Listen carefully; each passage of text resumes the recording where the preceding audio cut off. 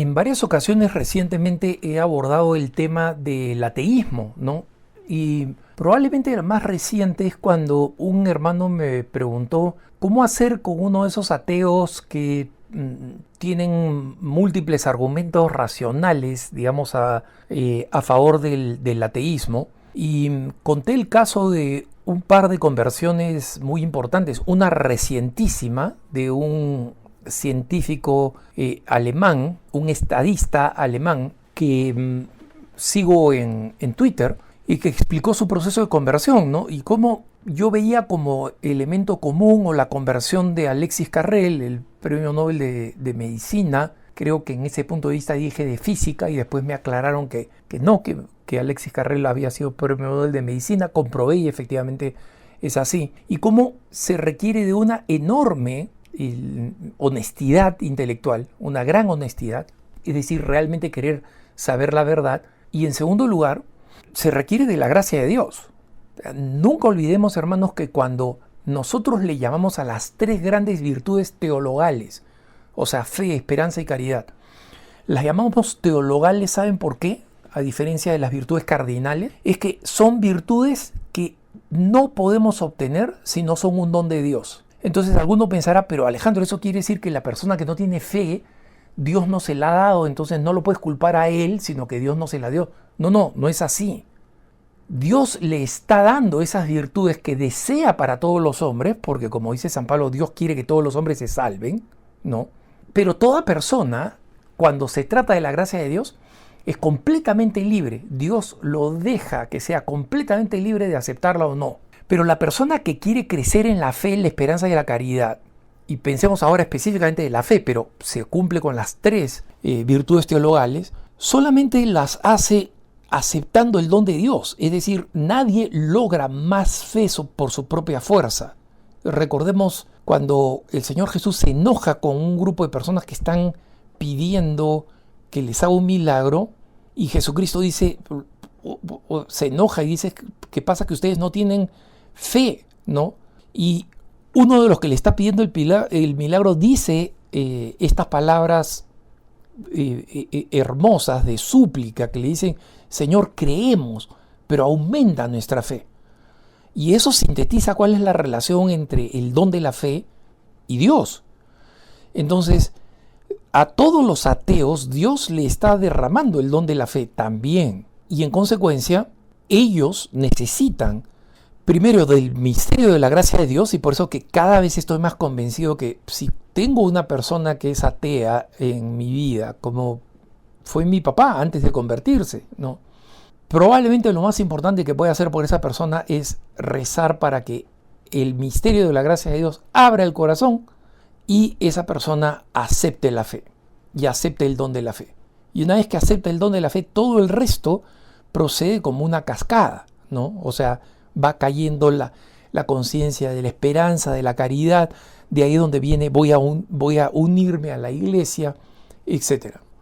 Esto lo digo porque cuando presenté estos argumentos, un hermano a través de redes sociales me hace un comentario bastante entusiasta y me dice, mira Alejandro, yo creo que tú deberías dedicar un programa a la semana al tema del ateísmo.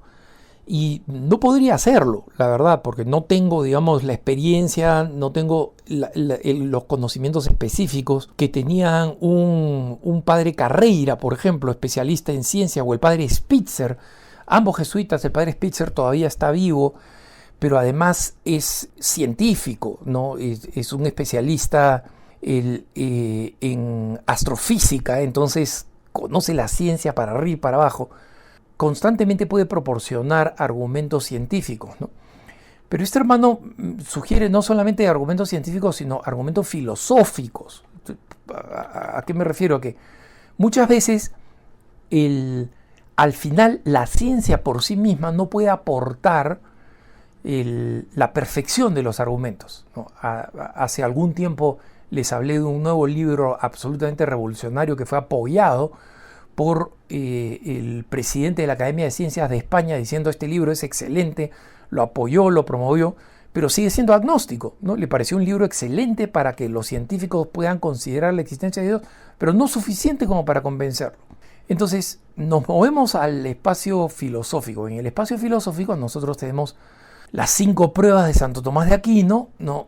Que más de un filósofo católico posterior dice, en realidad, mira, es una sola prueba, explicada de 5 formas distintas, pero todas ellas basadas en el concepto filosófico de ser. Y aquí no le quiero complicar la vida a nadie. Quien le entiende bien, quien no le entiende, no es indispensable entenderlo. Pero es básicamente las pruebas filosóficas de Santo Tomás de Aquino son pruebas que se resumen a una gran sola prueba. Es una prueba bastante consistente, pero que muchos filósofos posteriores recusan. Pascal utiliza lo que este amigo sugiere, presenta la disyuntiva de Pascal, como le llama él, o algunos le llaman la apuesta pascaliana, donde Pascal hace un silogismo, es decir, una combinación lógica, ¿no? Donde dice, ya, ¿qué cosa pasa si es que Dios no existe y yo creo? Entonces, no pierdo nada, pues yo creí, no existió, no pierdo nada.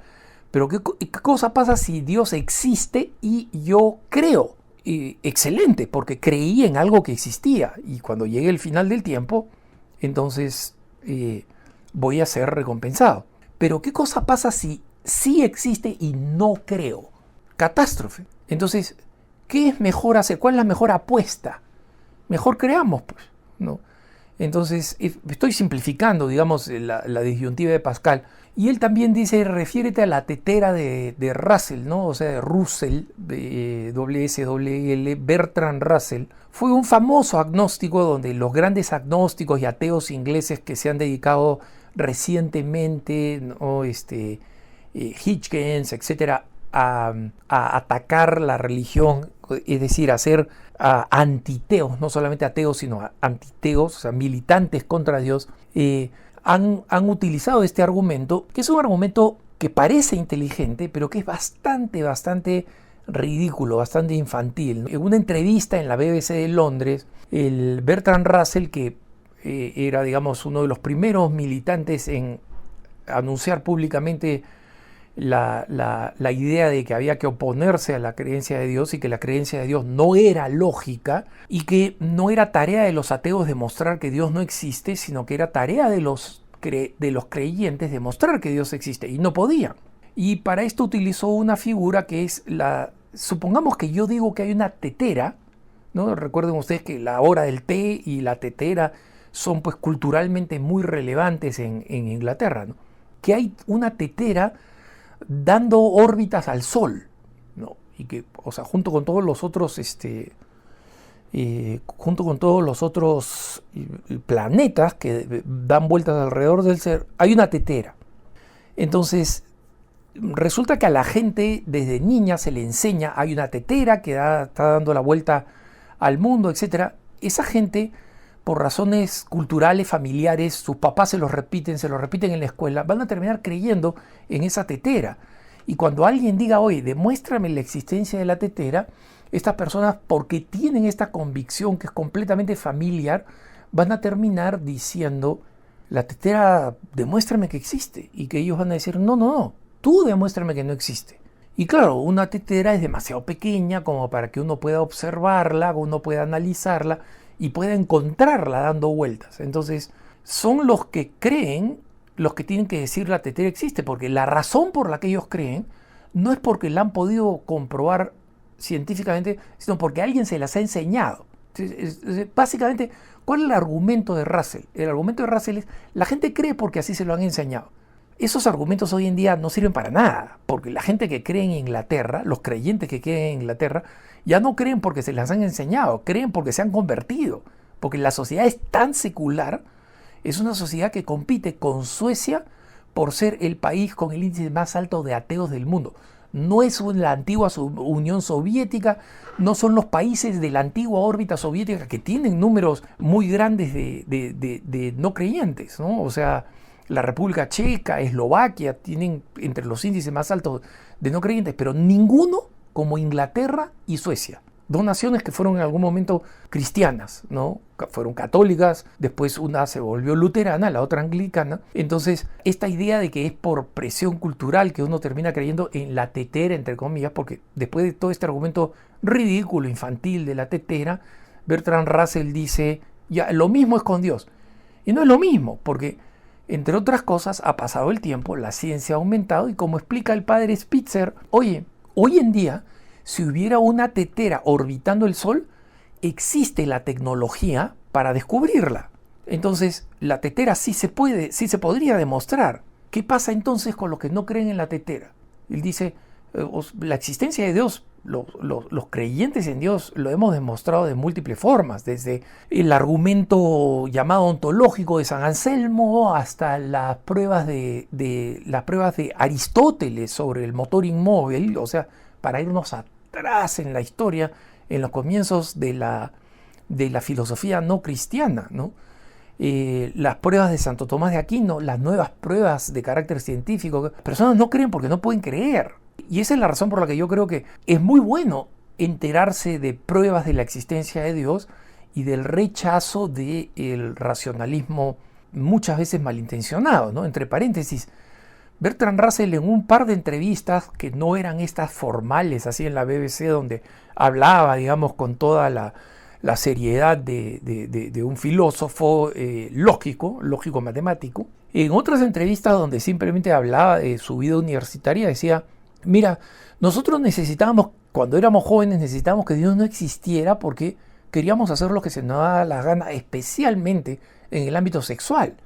Y vivíamos en una época victoriana, o sea, de bastante, digamos, formas externas de pudor, de discreción, etcétera, la época en que vivió una de las reinas más longevas de Inglaterra, la reina Victoria, de ahí viene el nombre victoriano. Entonces nosotros necesitamos permiso moral para dar rienda suelta a nuestras inmoralidades. Entonces, esto lo confiesa en un par de ocasiones, así, digamos, de forma anecdótica, pero muy pocos de los ateos mencionan esa razón que Bertrand Russell da de fondo de dónde le venía el ateísmo desde joven, que después mantuvieron a lo largo de su propia historia. Básicamente, eso no es honestidad intelectual.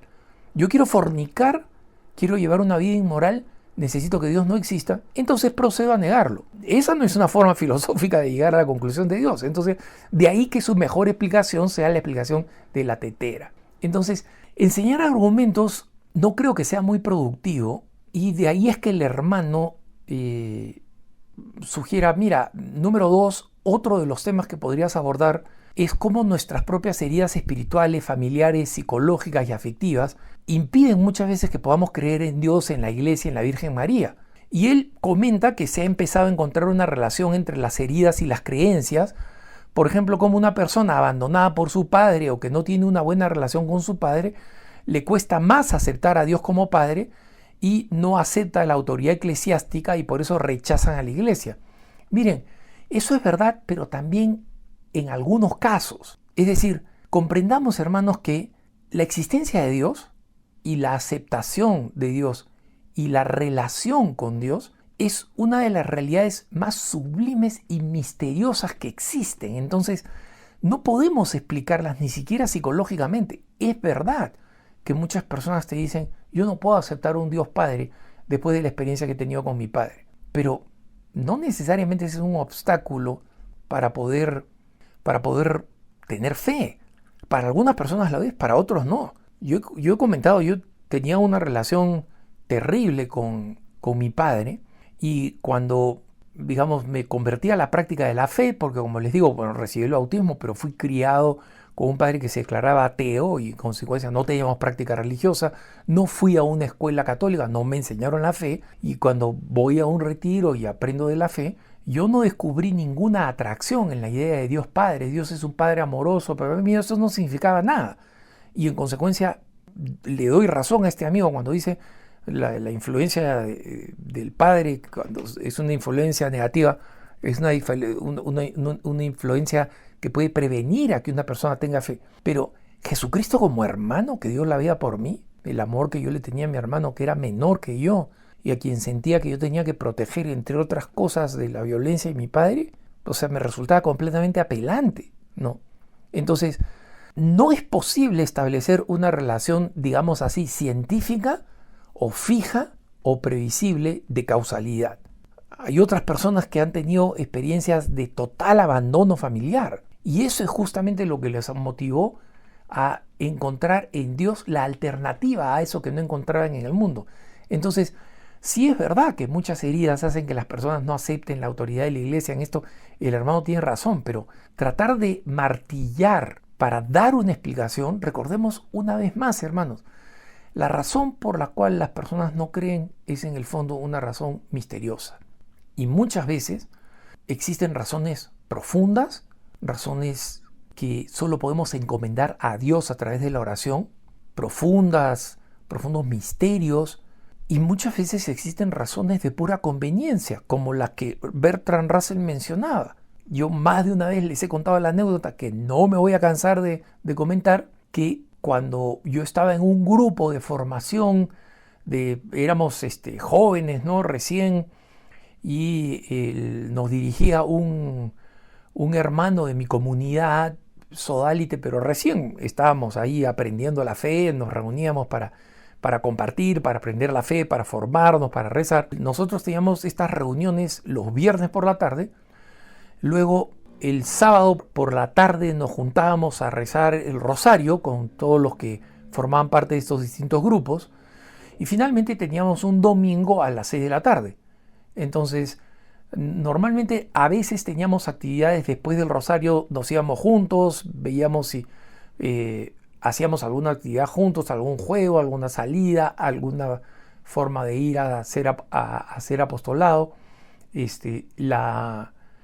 El domingo en la mañana nos juntábamos tal vez para hacer algún voluntariado, etc. Bueno, teníamos un amigo que sistemáticamente todos los viernes en la tarde, en las reuniones estas, decía: he perdido la fe, he perdido la fe. Y entonces no salía el viernes en la noche con nosotros, se iba a juerguear, no venía el sábado al rosario porque en la mañana del sábado se estaba recuperando de la juerga del viernes y el sábado por la tarde se estaba juergueando toda la noche, no se aparecía el domingo en la mañana a hacer los trabajos sociales porque estaba recuperándose de la juerga y después todos los domingos volvía y decía: no, sí, he recuperado la fe, quiero confesarme y volver a Dios. Entonces, un poco extraño, ¿no? Que sistemáticamente perdiera la fe el viernes en la tarde y la recuperara el domingo en la noche. No la perdí el lunes, el martes, el miércoles o el jueves, ¿no? La perdí el viernes en la tarde. Entonces, desde esa conveniencia pues infantil, caprichosa, donde no quiero que Dios me moleste como idea, entonces la cancelo, hasta profundos misterios del alma, las razones por las cuales un ateo es un ateo, o por las cuales una persona dice: mira, yo creo en Dios, pero no me interesa, no cambia en nada mi vida, es algo que tiene que movernos a que pongamos el acento y la fuerza en el testimonio y en la oración. Los argumentos son importantes, y allí cuando sea necesario los he dado y los voy a seguir dando, pero más importante es el valor del testimonio y de la oración.